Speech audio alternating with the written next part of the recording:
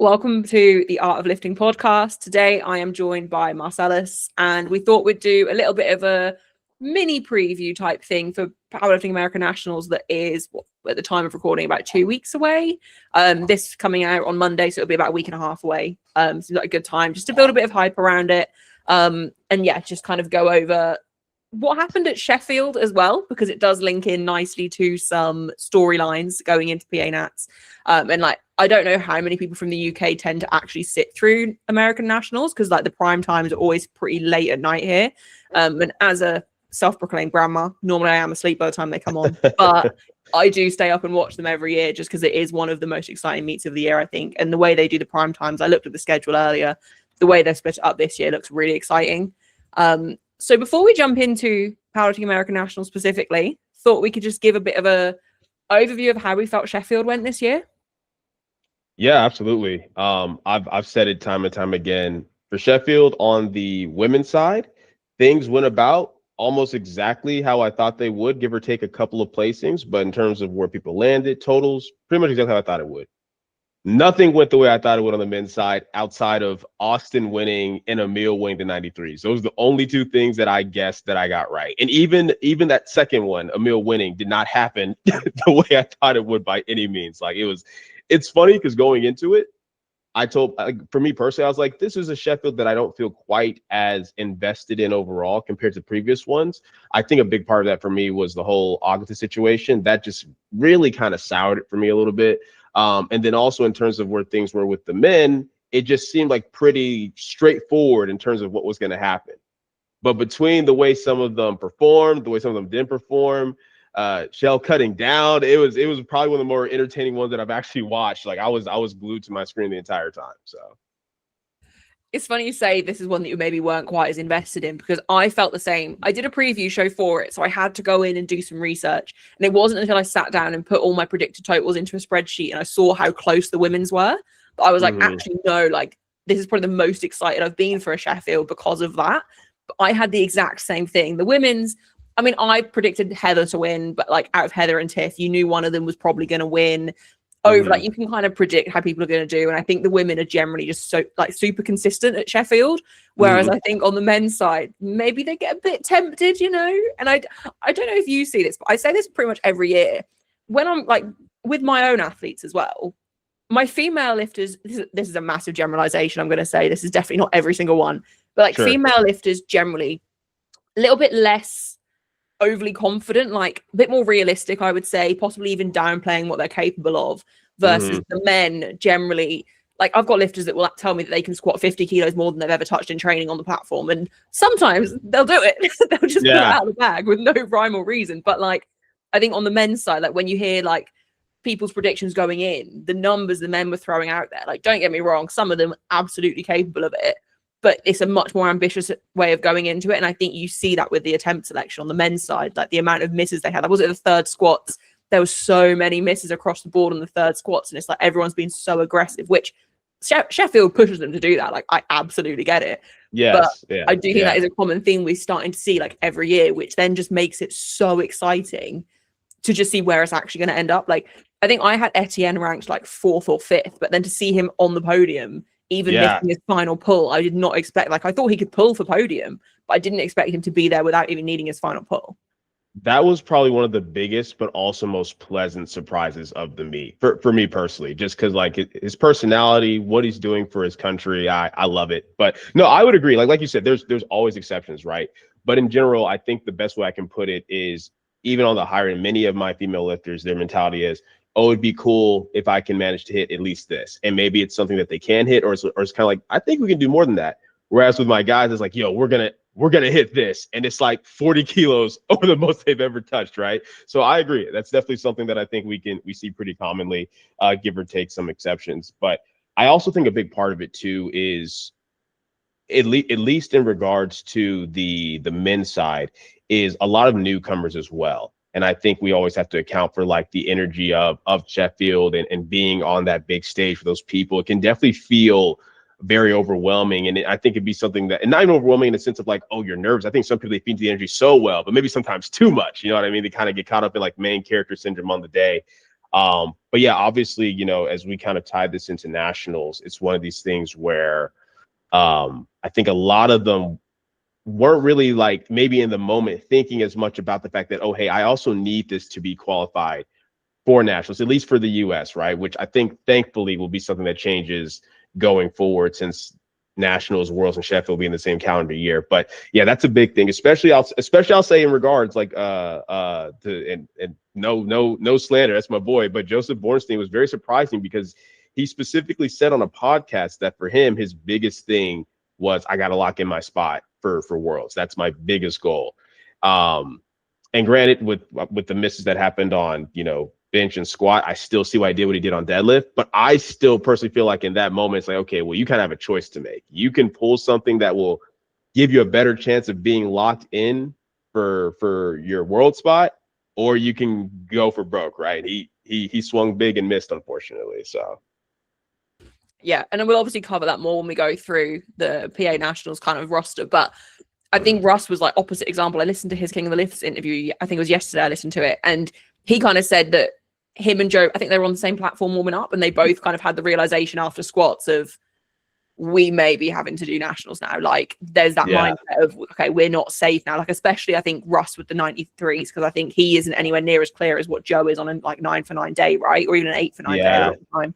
Yeah. And I think Russ went the opposite of, not that he had much left on that final pull, probably anything left on his final pull, but he's a bit older. He says he doesn't recover as quickly. He's not going to push and go for broke and try and pull something unrealistic. Not that Joe's third would have been unrealistic had he hit his second, but had he hit his second jump between the two, it was just a completely different approach. But then we know Joe's very open about the fact that pretty much every single week 4, he's pushing anyway. Right? Exactly. With a 5-week turnaround between the two, he's just going to run it back, isn't he? And I haven't seen him post much. I don't know if you've spoken to him or seen much, but I feel like he's not really been posting. So I'm very intrigued to see obviously how it all goes. And we'll go into it in more detail when we get onto the 93s and stuff as well. But it was as soon as Sheffield finished, I just sort of sat there and was like, Powerlifting America Nationals is 5 weeks away and these people aren't safe. Like when I was watching the actual meet, I didn't even think of it. And then after, I suddenly was like, there's no way we can have Worlds and another Sheffield in the same year and not see either Russ or Joe there, like let alone both of them be there. Like imagine them both not being there. Yeah, it's interesting because so Joe's having to do it, Russ is having to do it, and Anthony, unless he wants to just let Keenan have the world spot, he's also doing it. So it's very interesting. And I think in many ways it's like, so in terms of Russ, even with the total that he put up, right, which we'll just get to when we get to the roster, but the amount of people who are capable even still of out totaling, if he would have had a better day, is insane. So I'm personally like, it sucks that it happened, but I'm personally glad that it happened because I think, in my opinion, the 93s is going to be the greatest weight class battle we've seen in history, like just from top to bottom. But as far as Joe, it's interesting because it's like he just got started in the sense of being at this level, right? Like he's obviously been very strong. He's been doing his thing, but as far as like he just went to Worlds and we're thinking, oh, he's going to come back and battle and try to be dominant for a very long time. Not too dominant, if me and Ade have anything to say about it, but it's the fact that the thought of him not going to Worlds this year is crazy. It's like you just got started. You know what I mean? It'd be a very quick run through essentially. So we'll see how that goes. But Sheffield as a whole, though, was very, to me, the best way I can put it is this was the most sport-like meet that we've seen, in the sense of very often with powerlifting, when you go in, you look at the numbers, you look where everybody's at. There's a few close battles, sure, but it's all in all, it's like, okay, if all of them make the right calls, they all go 9 for 9, you kind of can see where people are going to be, give or take. A couple people are very close. And of course, we know that doesn't always happen, but this was such a huge, from the calls made, from the attempts missed, to some of the judging. It felt like I was watching American football in powerlifting form, because that happens here all the time. Where it's like, yo, what is the ref looking at? That's a crazy call. What's going on? And just mistakes being made that you don't expect. It was like I said, it was incredibly entertaining. Yeah, 100% agree. I think before we spoil the Powerlifting America preview side of it, let's start looking through the roster. We're not going to do every weight class, but like I was just scrolling through the other day and I was like, actually pretty much every weight class has, I mean, America take the winner of each weight class, right? That's generally how they do things now. Yes, and I believe you have to be like 85% of the world rep total. Yes. Which, to be honest, near enough every weight class, I think. Exactly. Right. I have just changed the list of this, the order of this, which is very annoying. Let me just reload that, because otherwise we've just got a mixture of everyone in the wrong order. But No we will problem. start with the 47s, which I didn't realize. So I was going through the roster. I was like, oh, Leanne Lee, I recognize that name. I went on her page earlier. She's your athlete, I believe. Yes, correct. Nominated with a 422.5 total, which this time last year was essentially the world record total, right? Mm-hmm.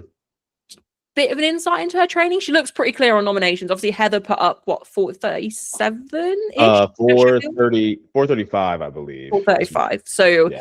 Essentially, it's Leanne versus 435, which you obviously don't have to say too much because she is your lifter, but. Oh, we're going for it. Yeah, I'll just say that right now. We're very confident. After her last meet, which was the advances meet, the total she put up very comfortably. Like, there was room left on everything.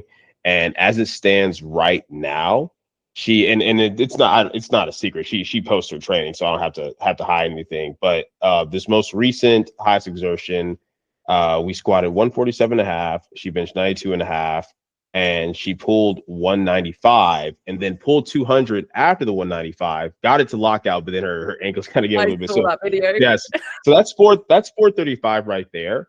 And Leanne is the type where whatever we hit in training, she always seems good for 2.5, 5 more on the platform. And even that seems like it's not the true ceiling. So that's definitely the goal, is to go for 437.5. And it's really cool because Heather has actually been like very supportive of Leanne and of like everything she's doing. And it's funny because I think at Sheffield, I believe Heather, she was sharing with me. I don't think Heather reminded me sharing this, but she was sharing with me how a lot of people were like, oh yeah, but you're good to go. You're locked in for your world spot regardless, right? And Heather's like, y'all don't pay attention, do you? Like y'all don't know what's going on. She said, I'm not gonna say anything though. I'm just gonna let Leanne do her thing and have her shine. So I'm very excited for her. We've been working together for some years, and this is something that she's always kind of wanted to work towards. But of course, the split happened, and she stayed USAPL for a little bit, and now she's come over. But yeah, her training is looking very good, and I definitely think she should be capable of hitting that 437.5 that we would need to hit to lock in that spot. Yeah, and no, I think it's going to be a very close battle anyway. But yeah, very realistic total. And that 200 that she pulled, for anyone that hasn't seen it, go watch it because you will gasp. But did her ankle roll? And I had to watch 3 times to see if her foot actually got trapped. But her ankle rolled at lockout, didn't it? But yes, her sumo is insane to watch anyway. Like, her leverages are insane for it, and the way she pulls. That's going to be really exciting. And what you said about Heather there as well. When I did a podcast with Heather a few weeks ago, I think we filmed it just before Christmas.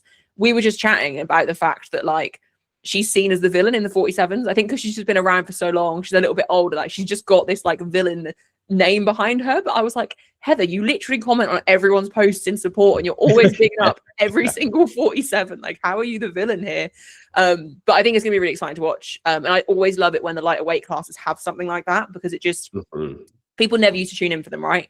But now you have a very good reason to tune in. So very exciting for that. We've got the 52s. I've just scrolled past them. I don't like the layout of the Powerlifting America roster, by the way. Not used to it at all. I feel like they don't separate the weight classes. It's all just one long list. How I've got it. I don't know if I've got the wrong one up here. Here, let me do it. Let me send this to you real quick and see if this makes it easier. Because when I have it pulled up, it's in order by weight class and everything. So I've got it in order of weight class, but it's one long list. Oh, instead of trying to just separate it. Yeah, that's what it looks like. Yeah. It's fine. It's fine. Yeah. 52s. Now, I'm not overly familiar. I recognize the name Vanessa Pineda. Ranked first with 430. Ariel, I've not seen her name before. Ranked second with 405. Jamie Fisher. Now, question. Mem error. Is that they've withdrawn?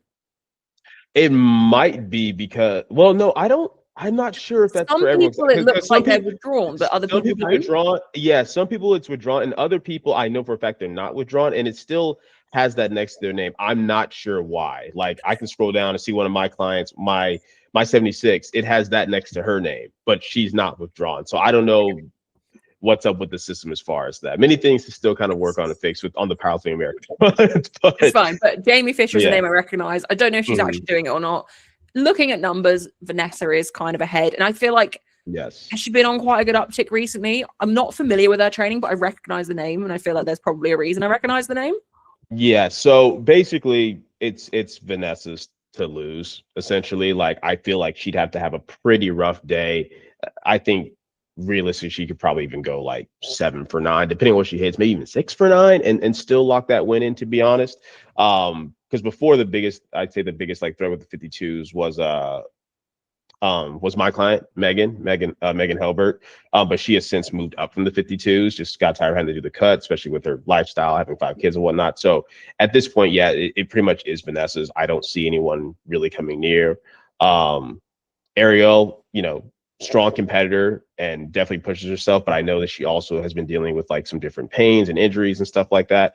So and then same thing with Jamie. Like these are all like names that I know. I've seen them all compete. It's not a lack of grit or a lack of effort. It's just Vanessa's that's much stronger. I just don't see her losing. Yeah. We've then got the 57s. I'm just going to quickly skim through these because I feel like otherwise we'll be here for ages. But 57s, obviously favorite here is Natalie. She's looking healthy. She's looking strong. Again, I'm not massively keeping up with her training, but I keep seeing her post consistently, which is always a good sign. And I think her deadlift started to like come back a bit because I think that was the one most affected by her injury, if I'm not mistaken. Correct. Yes. Yeah. So she's in the lead there with 516.5, which I can't wait to see the 57s at Worlds this year because there's so many of them teetering around that world record. It's going to be so close. Ranked second here, we have, I believe, your sister. Yes, Maria. Also incredibly strong. Has she recently moved over? Was she in USAPL for quite a while? Yes, she also moved over just this past year as well. Her and Leanne pretty much moved over like around in the same time. Yeah. And to be fair, it looks like the battle for podium is going to be really exciting because there's 4 lifters there ranked from 2nd to 5th that are really close to each other. So, and even though like we have Natalie as a pretty clear favorite there, that's going to be really close there for podium, which will be NAPF spots, I assume, as well. Yes, correct. 63s. This is where Sheffield comes to play. So Meg has signed up by the looks of it. So originally, I think she was going to move up, wasn't she? Yes, that's what it seemed like. It seemed like 60. She was going to do 63 for Sheffield as her last go at it, and then I assumed if she was going to turn around to nationals, it would be as a 69, since it seems like one, she does those quick turnarounds all the time, but it seems like they go very well at 69. But from my understanding of reading through her post and everything that she's been talking about her stories, that this was one of the easier cuts she's had to the weight class. I believe she's the nutritionist she's working with has really got her locked in on that front. And it seems like she just wants to have another go at it, which I'm not too surprised by, in the sense of I actually thought she might have like surprised us and done 69 for Sheffield, just to lock in the spot there and then kind of go from that standpoint. But and granted, she still have to see how like Janae and Celine do, but just Megan's personality, I feel like Sheffield probably left a bad taste in her mouth. So it's like, let me turn right around and get that locked in. With that being said, it's like, the reason why I think it's surprising is because if we look at what she put up, right, which I believe was the 566 or whatever, right, that's what she's using. It's like even the closest person, who's Christiane, who's a very good friend of mine, like she'd have to have a crazy day, peak of her life, to I think even come near that. So on one end, I'll say I understand, like as a lifter, I understand the need of like wanting to almost redeem yourself. But on the other end, I'm thinking about it from the standpoint of what happened last year, where it's like, okay, you did all these back-to-back meets, you did nationals when you didn't necessarily have to, and then you went to Worlds. It was kind of tough. So in my mind, it's like turning around 5 weeks later and then having like, I think about 4 blocks, like 14 weeks or something, to turn right back into Worlds. I can't say I would do it in this instance. I can't say I would never do this because I just did this myself with a 4-week turnaround from one meet to the next, but I don't know if I would do it in this instance personally. No, I completely agree with you, especially like her spot is, unless Christiane has like the most phenomenal day ever and just goes for it, Meg is kind of guaranteed that spot. So she absolutely didn't need to sign up. I'm intrigued as well. Maybe she's doing it because the new bench rules will be in place because it's just after March. So maybe she wants to have one comp with those rules before Worlds, but then equally I can imagine Meg not wanting to do that because at the end of the day, no matter what the rules are, she seems to get ref differently every meet anyway. But I'm intrigued to see what she puts up, and she's, you know, as you said, she kind of proven that she can handle a quick turnaround. And the post she posted, I think it was a Performotion post, wasn't it? She did so she's coached by Kelly as part of Performotion. And then one of their nutrition coaches, I think, did her cut for Sheffield. I believe so. I want to say Monica, but I could have made that up. But basically, the post was basically just going into the fact that it was by far the easiest cut she's had, and actually, Meg then confirmed that she's probably just going to stay 63s for longer than anticipated, which is really cool because the 63s are all so close together. But yeah, why not just wait until Worlds? That's what I would compete, so I'm not going to complain.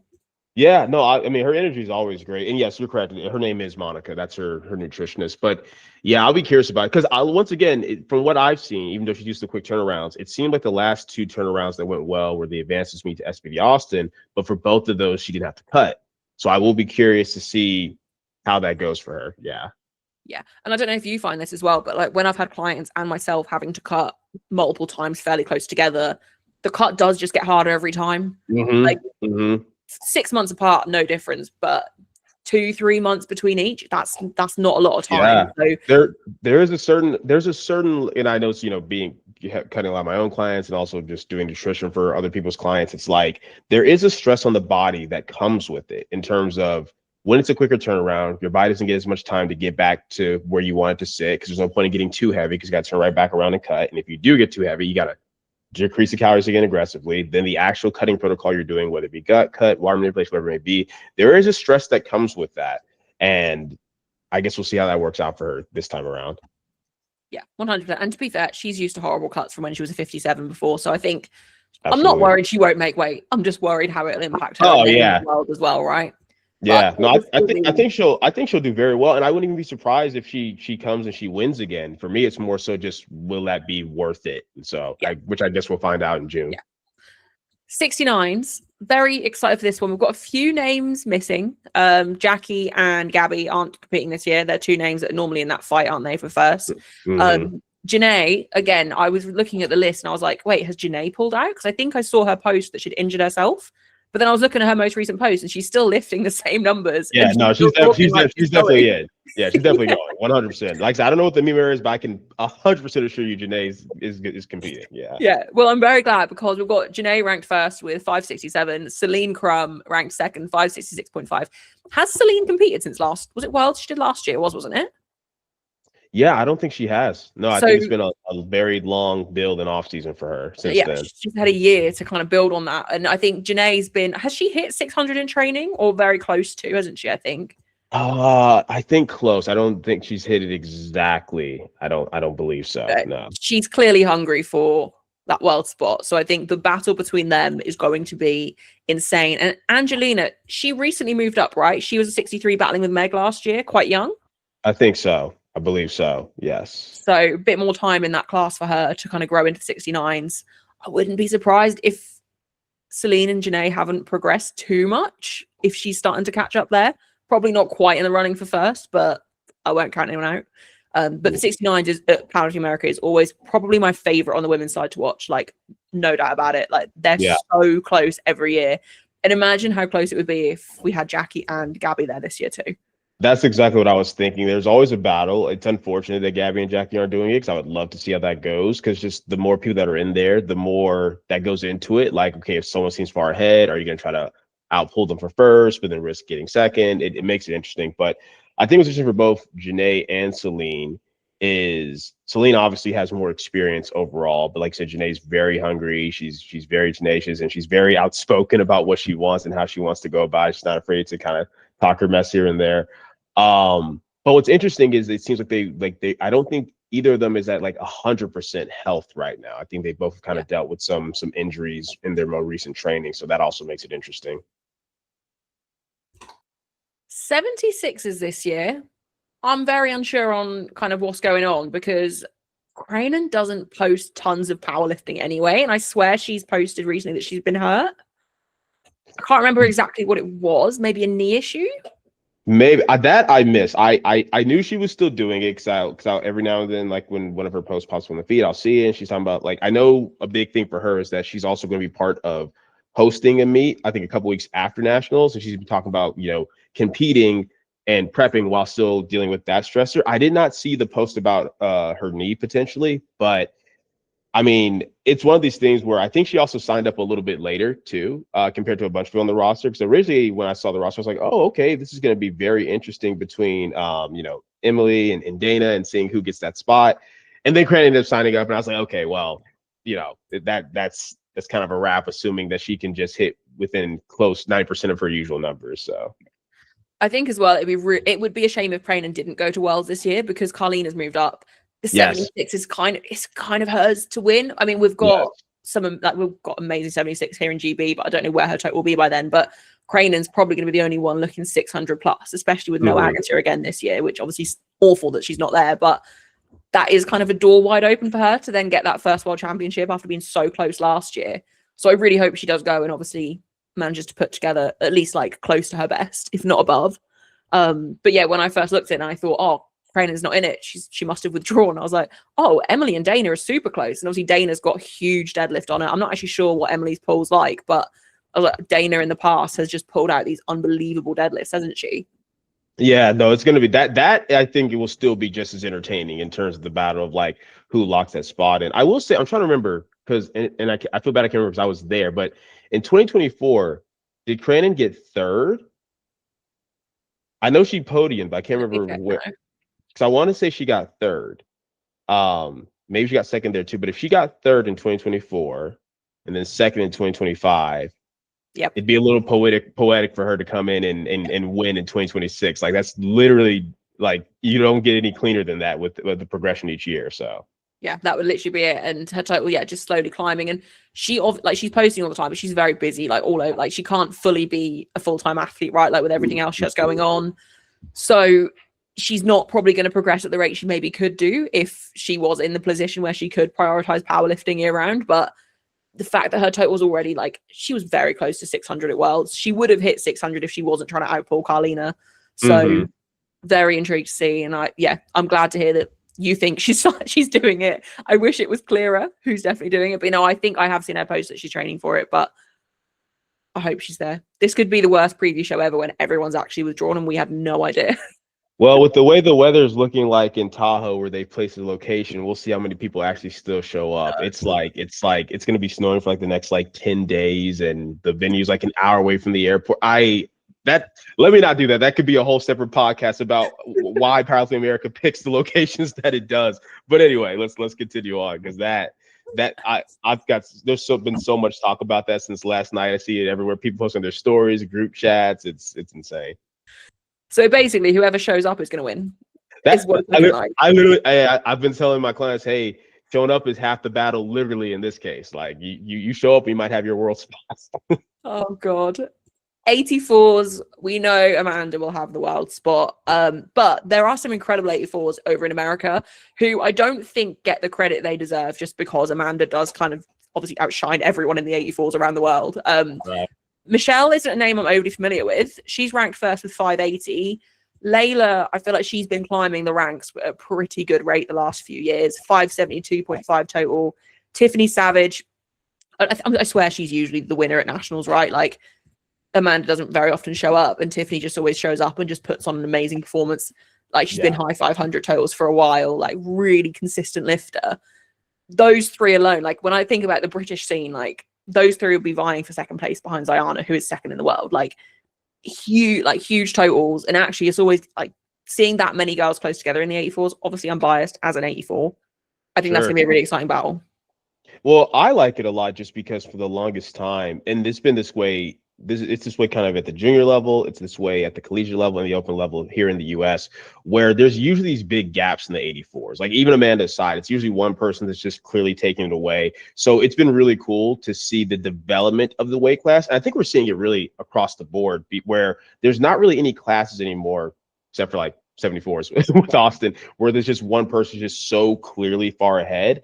It's a much more like even spread from top to bottom now. And I do like to see that. Once again, not including Amanda because of where she's at, but it is good to see the consistent improvement of the class. And 84 is one just due to a lot of my friends and stuff like that. And a lot of my friends, clients that they coach, it's a class I tend to keep up with. So it has been cool to see the improvement of that. I mean, the fact that like we have, Michelle, Layla, and Tiffany all so close, even like a few years ago, I don't think that's the case, even like 2-3 years ago. So no, 100% agree.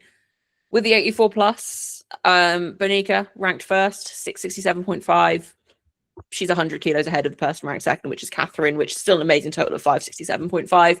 Bonica went last year and won? Did she go to Worlds last year? I don't remember. I don't. Oh no, she was there. She was there. She Yeah. was there, right? Sorry. Yeah, she was. Yeah, she was. Yeah.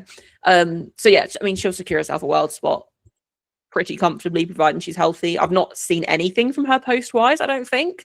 But I don't think she's ever been one to post much training. So Yeah, I don't. I literally can't remember the last time I saw a training post from her in general. no. So yeah. That wraps up the women's side. Men's side looking very exciting. I think every single weight class here, even 59s, which, as I said about the 47s, when the lighter weight classes have someone that's like world record level or at least podium at world's level, it just makes it so much more exciting to kind of follow along with. So we've got Michael. I've definitely heard of him recently. I think I heard of him mentioned on a different podcast. 642.5 total going in. So yeah, very good total for the 59s. Do you know much about his training? Yeah, so he trains here in Texas out of the Texas A&M team, the same team that Janae came from originally, and they actually have the same coach as well, Alex Kano. And I mean, yeah, he's a very strong dude. Especially that deadlift. That's a big thing for him. That's massive. And it's so unfortunate. And I say this like with love respect. I completely understand his reasoning, but I just hate that Wasker's not doing it because I would have loved to see them go against each other because Wasker's training is going so well. He's so strong. I would have loved to see that battle, but I get it with him having a newborn and really wanted to prioritize that. But Michael should do very, very well. I think what's interesting about Michael is my understanding. I'm not sure if this has changed. My understanding is he actually allows himself to sit quite a bit above the weight class in general. I think at one point in his bio there was something about like the 59 experiment or something like that, where he's letting himself sit higher and then just doing a cut down to see how he performs. But yeah, it should be interesting to see kind of where he's at, and I'm excited to see where he's at for nationals relative to where he'll then be potentially for worlds, especially since looking at the roster, I don't think he'll have to do anything crazy to lock in that win. So it'll be a matter of like, okay, well, how hard are you guys going to push, knowing that you have that quicker turnaround? You're going to kind of test the watch, see where things are at. So I'm excited to see how he does. Yeah, and I guess for him as well, like you said, he's sitting quite a bit above the class for like a bigger cut. As long as he doesn't have something go drastically wrong, he's 50 kilos ahead of the next person. So this is the chance to trial the cut, see how it impacts everything, right? And then lock in for worlds and get it perfect for worlds. So that's also really exciting. And I think we're seeing that more and more with the lighter weight classes. Like I think Joe Jordan comes to mind because he temporarily moved up from the 66s, didn't he? Because he couldn't make the cut anymore. And then they just refined the cut, and actually he seems to make weight pretty comfortably now. Well, as comfortably as you can doing the acute cut that he does. But like, yeah, because Joe will sit like 70 kg plus. Like it's yeah.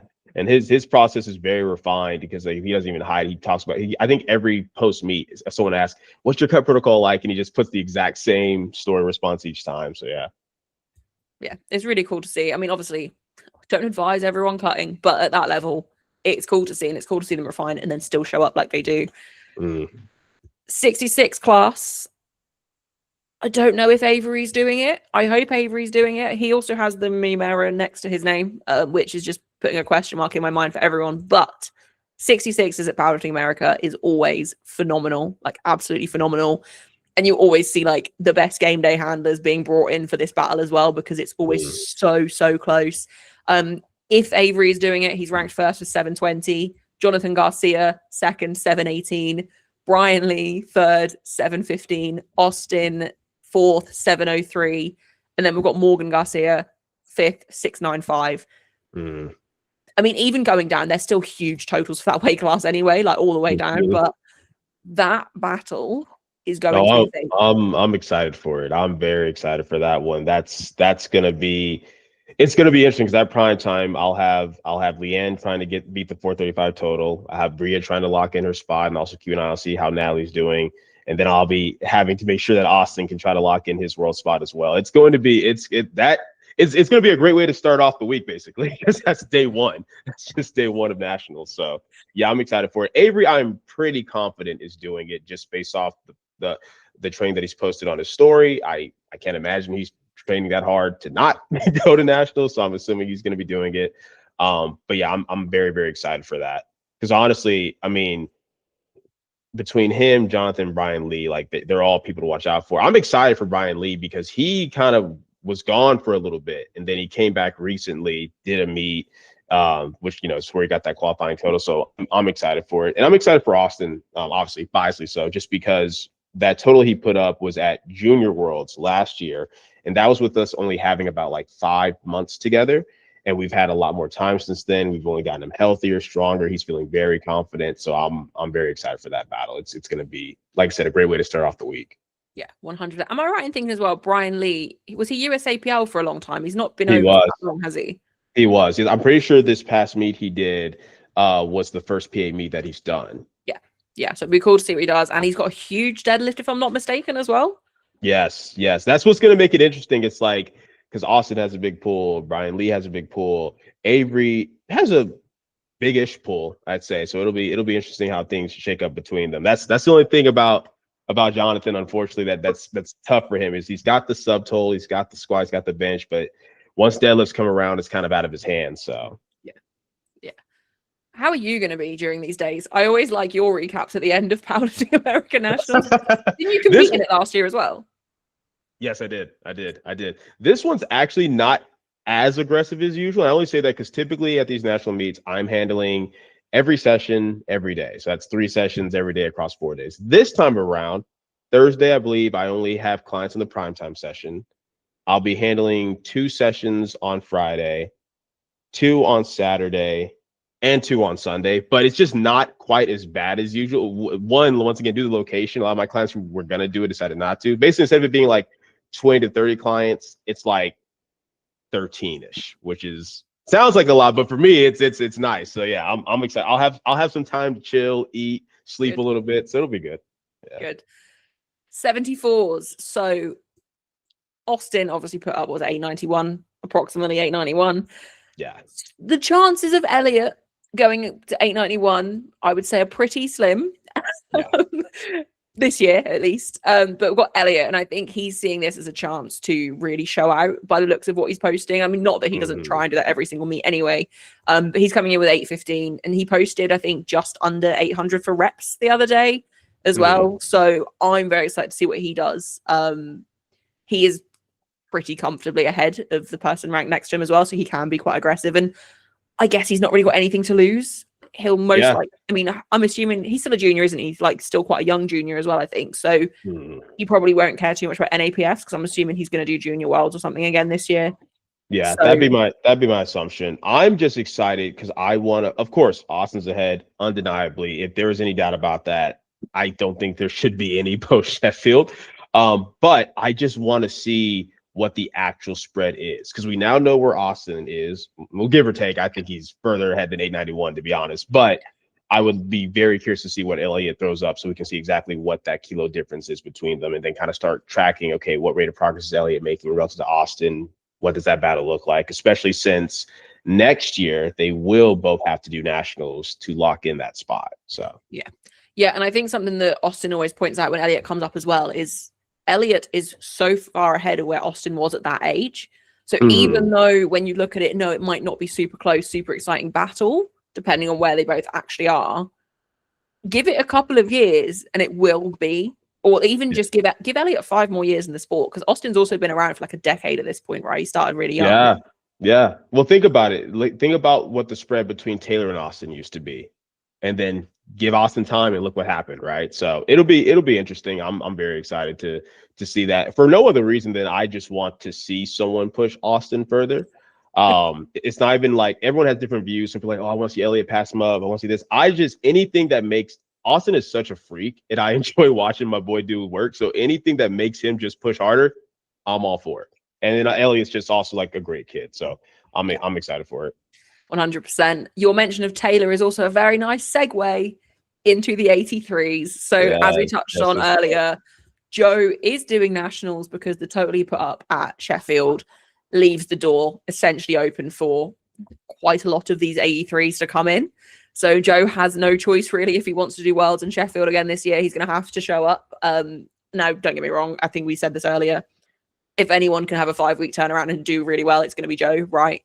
But the prospect of Taylor Atwood going back to worlds, Aiden Lowe is still on the rise. Angelo's been looking really strong. I think Sean Jin's even been like kind of waiting for that meet to show up, really looking like. Yeah. I feel like with Sean Jin, like the total there doesn't reflect where he's actually at. It's just bring it all together. It was so funny. One of the first stories I saw after Sheffield immediately was a story where Sean Ken, he's like, so there's a chance on Yeah, this story. I saw that as well. So funny. So funny. Nah, I love Sean. I mean, honestly, it's like I said, it's unfortunate for Joe, but it just makes it so exciting. I almost wish, because I'll be handling during this section, because I'll be handling Alex Lucko. But I almost wish that I wasn't, so I could just watch this, because it's gonna be so exciting. But yeah, it's gonna be interesting. Like it'll be interesting because Taylor's training, from what he's posted, has looked very, very different from what I've seen. And I don't know this, like as far as like nothing confirmed, I know it is, but the way his training's been looking to me, I've talked to a few people, and once again, this isn't any information that Taylor's giving me, so I'm not outing him like that. It's just what I see. I think he's under a different coach, because his training's looked very different. It's if you look at how he's been training the past few months and what he's been doing relative to the way that Jason and TSG typically do stuff, it looks different. So, and I know that, not say that they're not willing to try something different, but just the way he's been approaching it makes me feel like I feel like he's got a different coach. So I'll be excited to see if that's the case and how he shows up, and if that's to his benefit, to his detriment.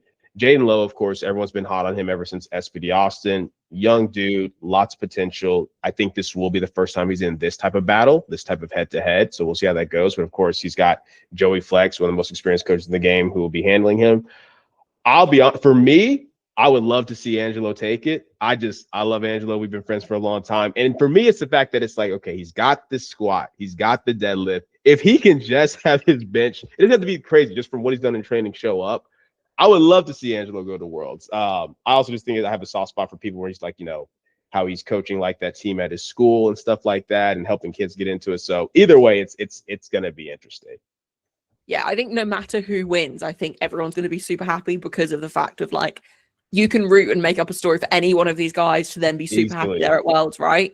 Easily. I did just have a scroll. I didn't think about that with Taylor, but actually, I think you might be onto something. Obviously, he's not. It looks different, right? When I scrolled back, before NAPFs, he would tag in the strength guys as his coach in all of his posts, but his most recent ones, there's not a coach tagged. Mm-hmm. Mm-hmm. That would be very interesting. Yeah, but Taylor is looking strong. I also think the thing is, with like NAPFs wasn't his best meet, right? Like last Nationals, yes, Taylor looked insanely strong. But similar with the Russ thing, of Taylor is obviously not old, but he's in the older category for the open lifters, right? He's like mid-30s. You're not going to recover quite as quickly, and it wasn't a super short turnaround by any means. Like 2-3 months between, or maybe 3-4 months between Nationals and NAPF, so not a quick turnaround. But when you think of the off season he had leading into Nationals, exactly, in comparison is. So I wonder if it was just that he couldn't put it together, but he's now had that much time again. We're probably going to see prime 83 Taylor again. Yes. He was pretty close to Joe last year. And we know he's consistent with his attempts. He's going to be sensible and take what's there.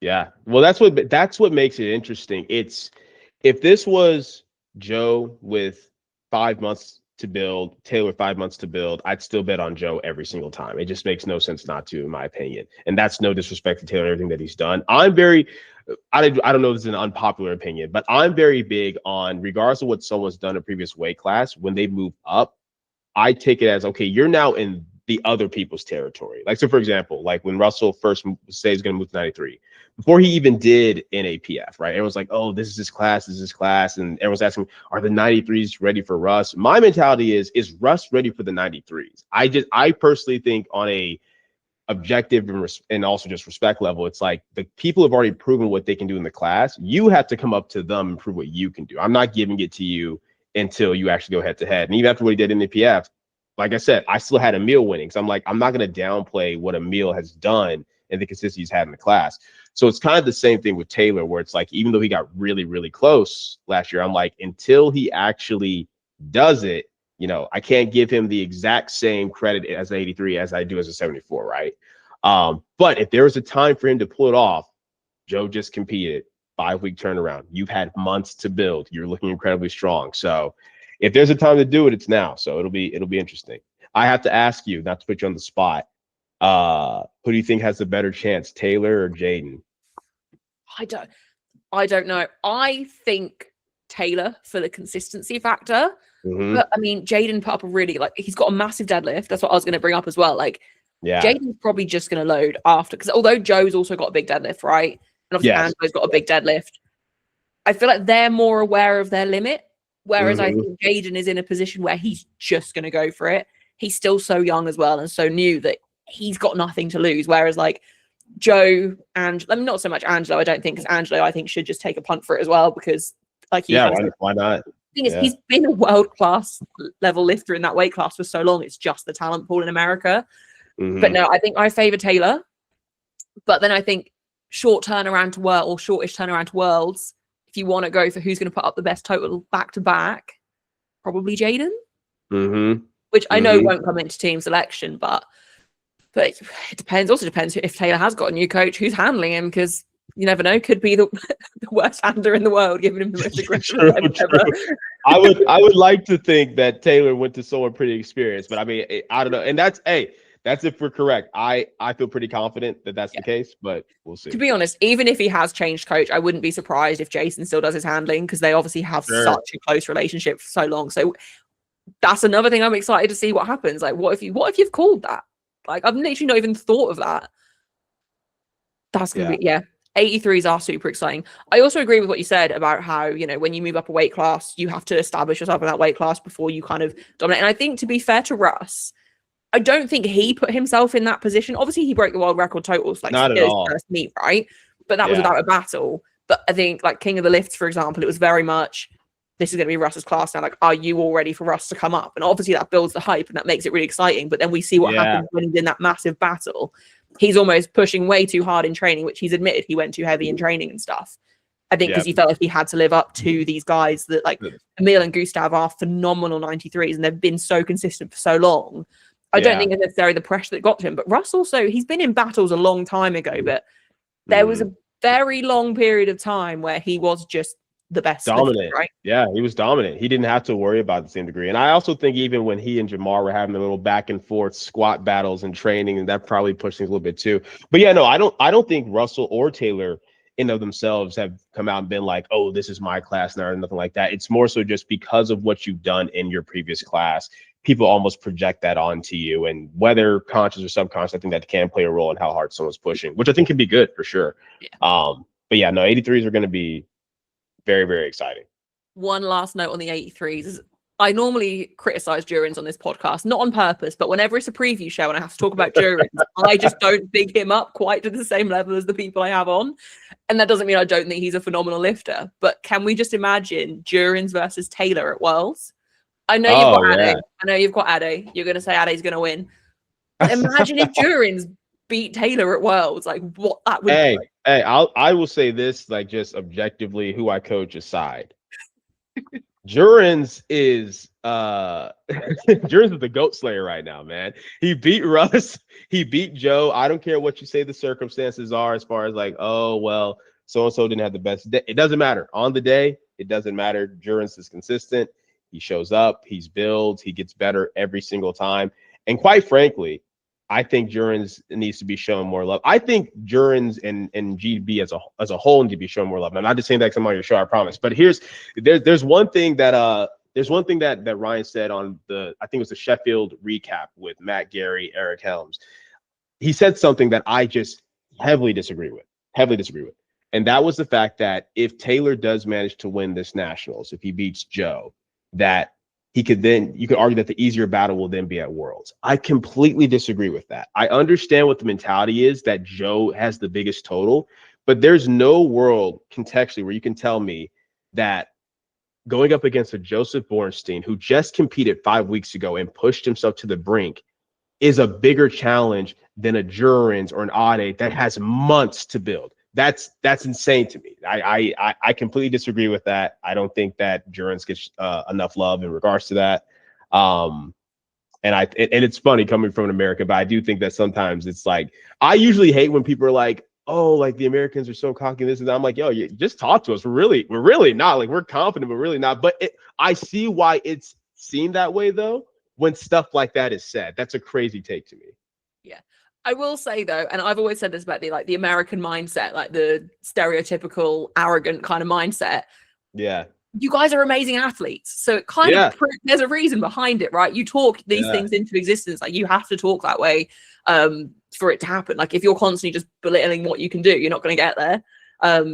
But I get it completely. And it makes it more fun. It makes it more exciting. I like that more and more of the women's side are slowly starting to talk like that as well. Like, not the same level, but even Heather going into Sheffield, like, she came on my podcast, she went on the Barbells podcast, she was posting a lot more and just being super confident. And I was like, this is what we want to see going into those meets. And I'll always encourage that. And like, I think that's why I've always been such a big Russ fan as well. Like, you just have to back yourself, right?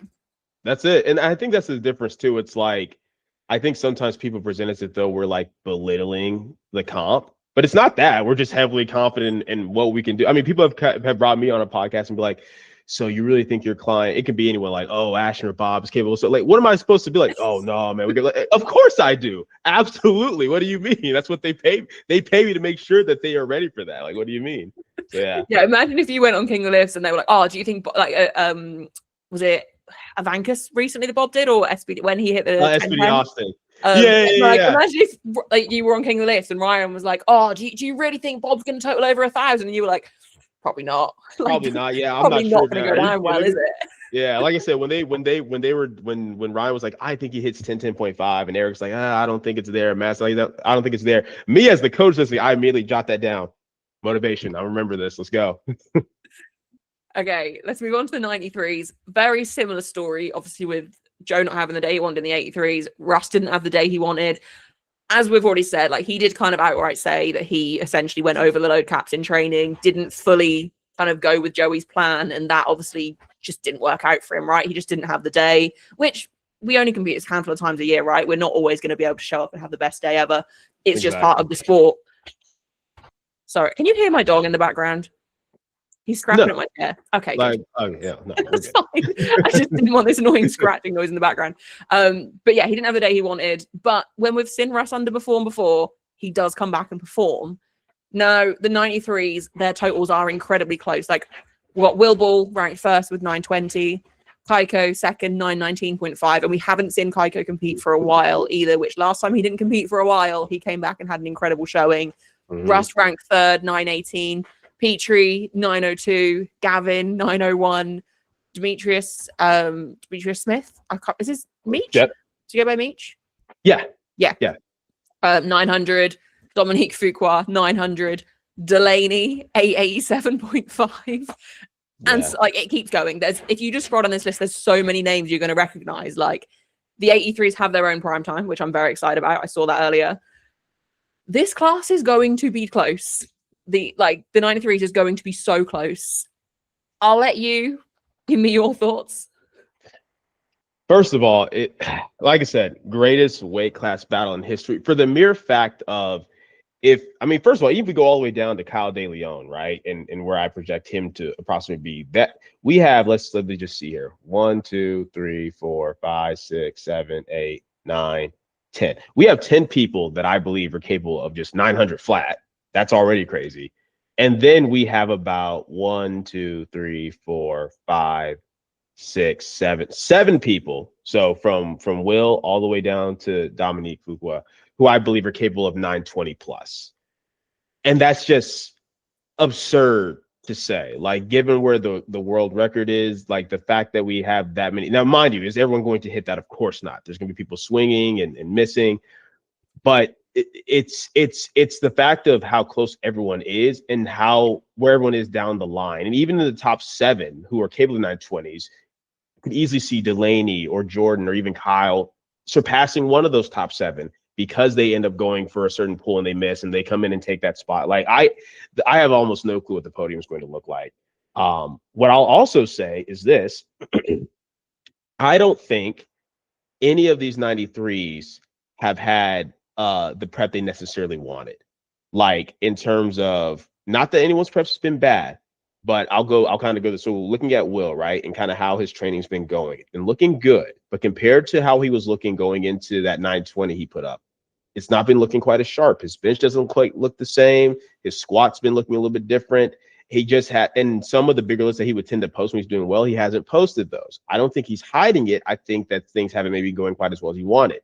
Same thing with Jonathan. I know Keiko's been, posting like, oh, PR match appears, blah, blah. But the thing is, Keiko's the type when he's hitting PRs, he posts them. Yeah. He's never been the type to hide his training. So I don't know if he's kind of just hyping himself up or if he really is just having this crazy meet and he's going to show us on the platform like he did last year. But that's been interesting. Russell is the more obvious one where he just competed at Sheffield. So it's like you have to turn around in 5 weeks. Russell historically always takes a few months between meets. So that's going to be interesting. And then I can even say for Petrie's prep has been very interesting in the sense of the strongest he's ever been, the highest capacity he's ever been. But the way we're pacing things now for his top end, we haven't pushed things to the degree that we typically would. So it's kind of be like on meet day, we'll see if this worked out the way we want or not, basically. And I can say that transparently. And then Gavin, kind of same thing from what I've seen. He has not been posting a lot of crazy stuff. Demetrius obviously did very, very well, almost hit 920 at the Advances meet and seems like he's doing well. But he even put, I believe I saw he put that like, he's planning on doing like a bodybuilding show in the summer. Well, when you say that, that almost makes it seem like, well, do you not plan to be at Worlds, or are you hurt? Is something going on? And once again, he's posting a lot of his warm-up stuff. I'm not seeing a lot of his tops that's being posted. Dominique, I believe, from talking to his coach, DeNova, I believe is having a really good prep. But Dominique just doesn't post, period. So I have no clue where he's at either. So it's interesting in the sense of this is probably like the most hyped weight class battle at Nationals. Once again, probably the closest weight class battle in history from top to bottom. But no one looks like just the clear favorite. Even with them all being close, we can at least go like, oh, well, this person's training just going crazy and stuff like that. Obviously, my clear favorite is Petrie. And because, like I said, things are going the way that I like, especially this final block building in, things are looking as like, yes, things should be where they want. But it's just going to be interesting. It's going to come down to just how everyone shows up on the day. Yeah, 100. I think what you've said there as well, it makes it more interesting that they're not all posting PBs constantly. Like Will Ball, for example, I think a lot of people are obviously hyping him up because he's also young, but he's also not battle tested. Exactly. And he had an amazing meet recently, but wasn't that a local meet where I think there was no competition for him as well, which I'm sure he's learned from that. Like very rarely do people do that twice, especially when he's been kind of thrown into the spotlight so quickly. He's going to make sure things are to standard, right?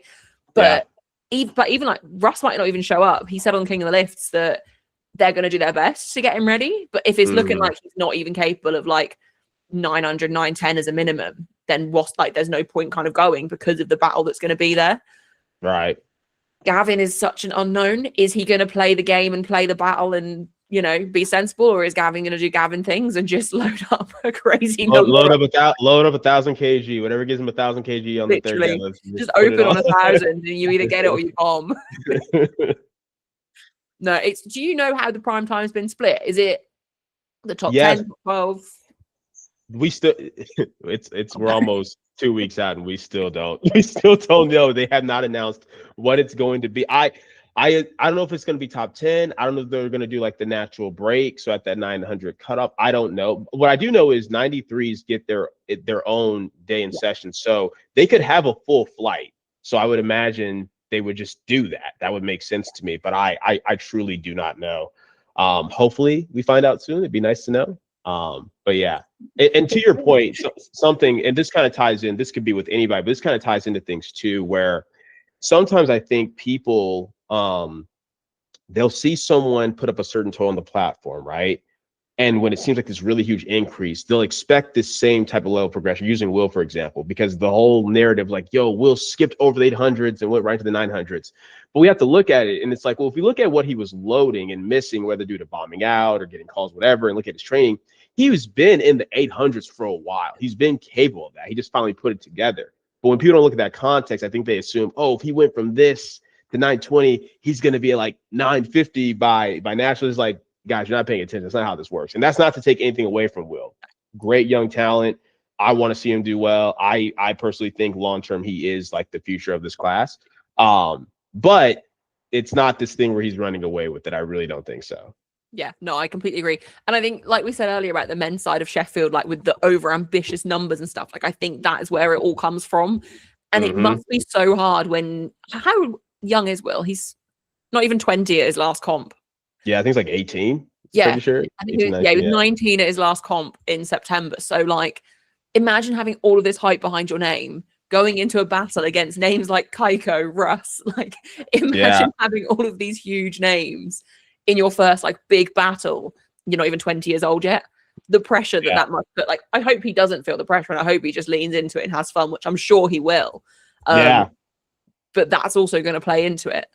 Yeah, it's interesting because we could say, if we were to say that, okay, he's coming with the highest total, and let's say he has the highest potential ceiling. The counter to that is he's also on this list the least experienced, like in this type of head-to-head high-level battle. I mean, you're going up against vets like, say, Keiko, Russ, Petrie, Gavin, Delaney. They've all been doing this for years, so it'll be fun. That you know.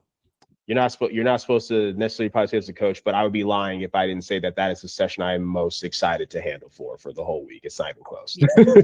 I'm not surprised. I'm really not surprised. I think also I know we haven't mentioned him too much. I think Delaney as well, second meet is a 93. So a bit more time. I mean, he was weighed in at 92.6 back at Austin, but he's obviously pretty much a full 93 at this point. And I think 887.5 back then, missing his final pull, looking at open powerlifting. Even just to see how many of these guys are at that 900 mark. I'm pretty sure it was only 2 years ago when I think a lot of your lifters first moved over from USAPL, like Petrie and them. I'm pretty sure the winning total at Nationals was like 895. Correct. That's what Petrie hit. Yeah. 2 years ago. That's what he hit. Yeah, just 2 years ago. And I mean, Gavin only hit 900 later that year at NAPF, like the first to finally do it. And now we've got, like I said, you're looking at like 10 potential people who could maybe hit 900. Yeah, like literally 7 of them have a 900 plus total on here. Like, that's insane. We'll move on to the 105s. As you mentioned earlier, Anthony is having to do nationals if he wants to try and secure his spot. What did Keenan total at Sheffield? Was it 870? Not 878, 978?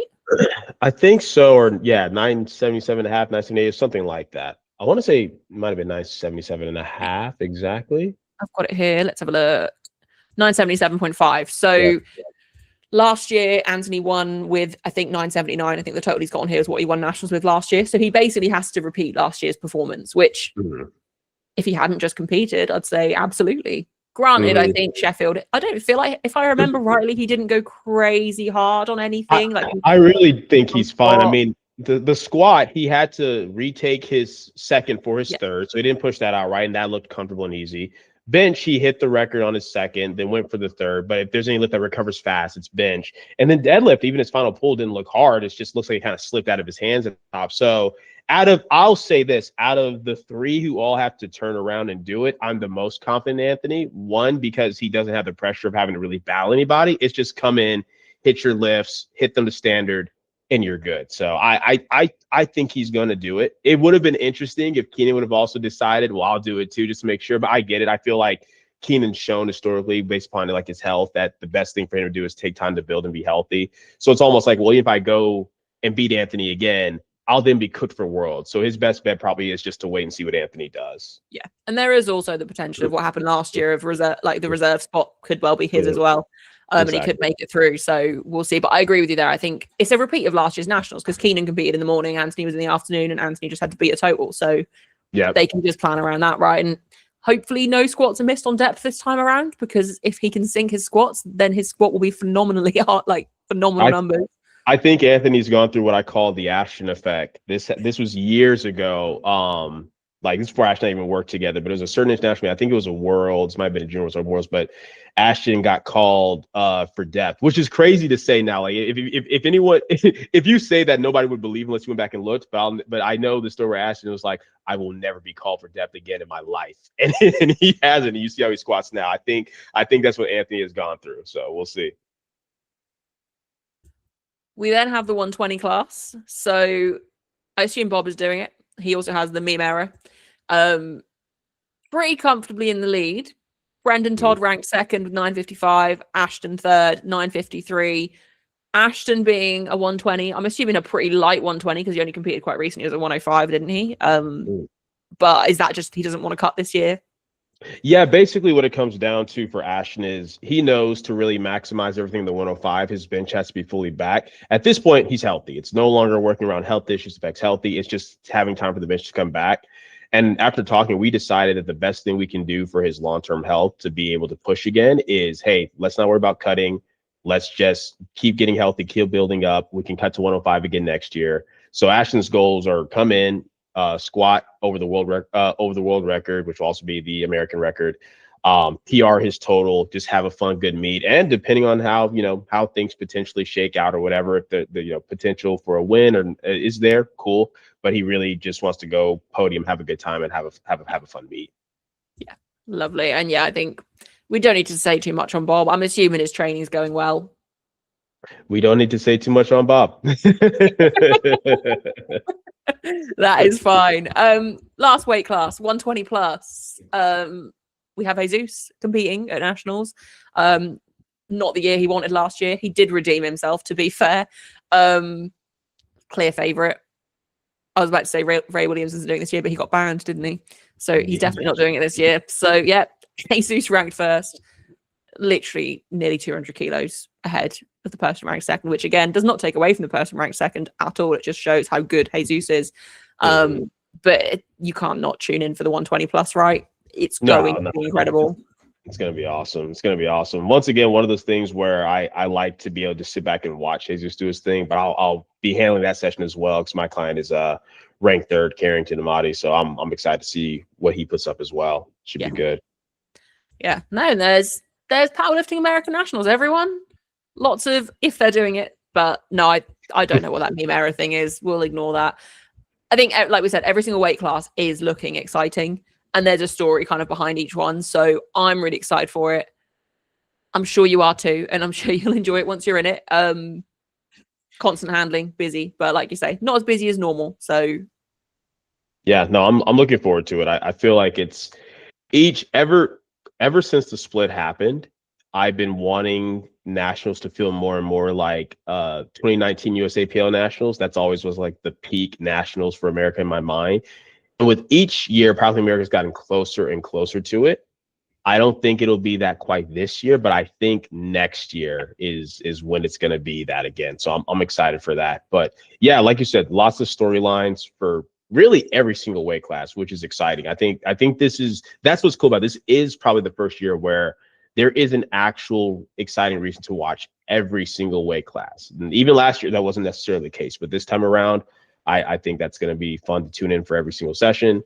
And I'm going to be excited to be there. I know whenever I'm not handling, I'm just going to be there watching for sure because I'm excited to see how everybody does. Yeah, I agree with what you said as well. I think this last year where they can use Sheffield for their qualifying total, from now on, I think with Sheffield being November, nationals being kind of March time, everyone's going to have to do nationals, right? They've said if you want to do worlds, you have to do nationals, which GB have actually said that too, except the new Sheffield turnaround is about 2 weeks before GB nationals. So yeah, it's like it helps us, hurts y'all. Really, really hurts us. But I think it's hard because it is fair to have everyone battle, especially with this how stacked America is. Because I think with GB this year they didn't really look at dispensation too much, which was a little bit of a weird one, but I think going forwards, they're going to have to, like, let's say Durins and Ade both get into Sheffield and say, no, we're not doing nationals, we'll apply for dispensation.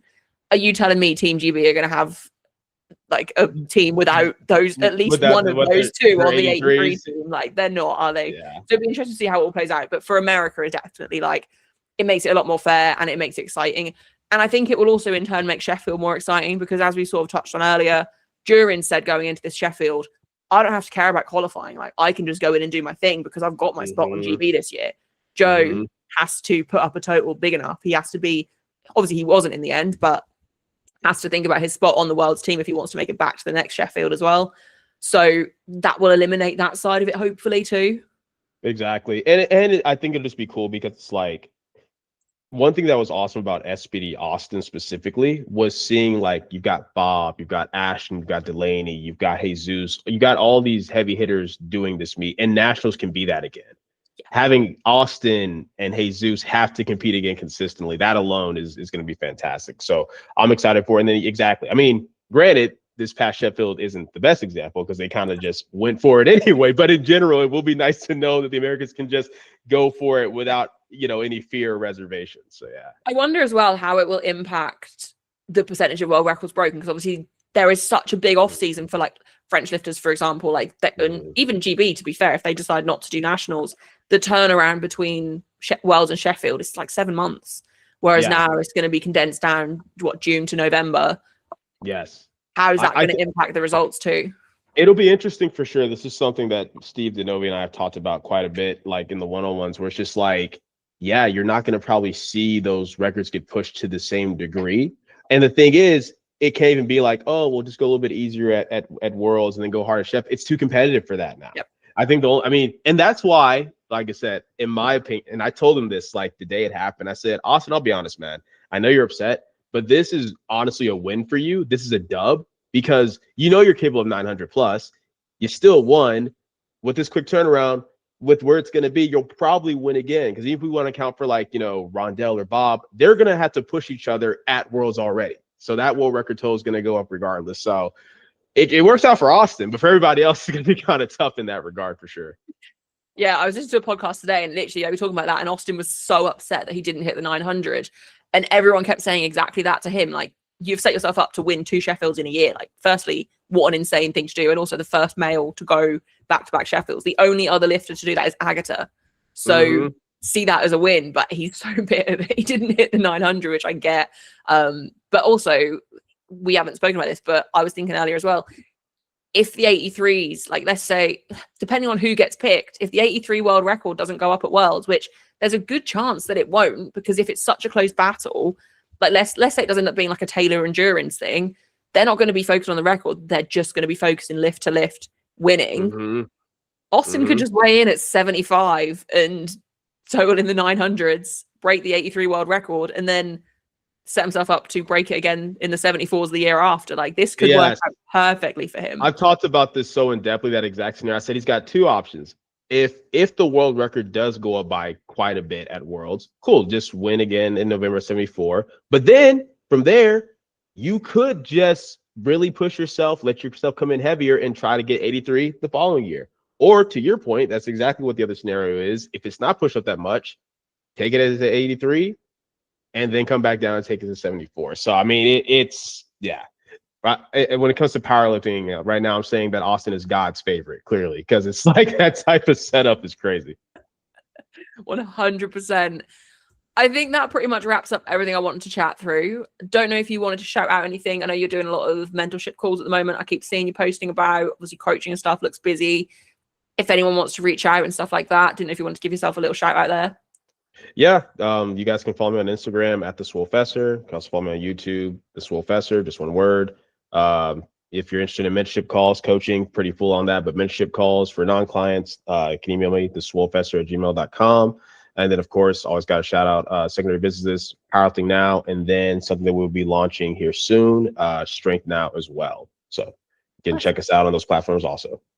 Brilliant. I really appreciate you coming on. It's been a very good chat, and it's a very exciting year for powerlifting nerds everywhere. Absolutely. Absolutely. I love how our sport's elevating every single year. It just keeps getting better. So appreciate you having me on as always. Yeah, of course.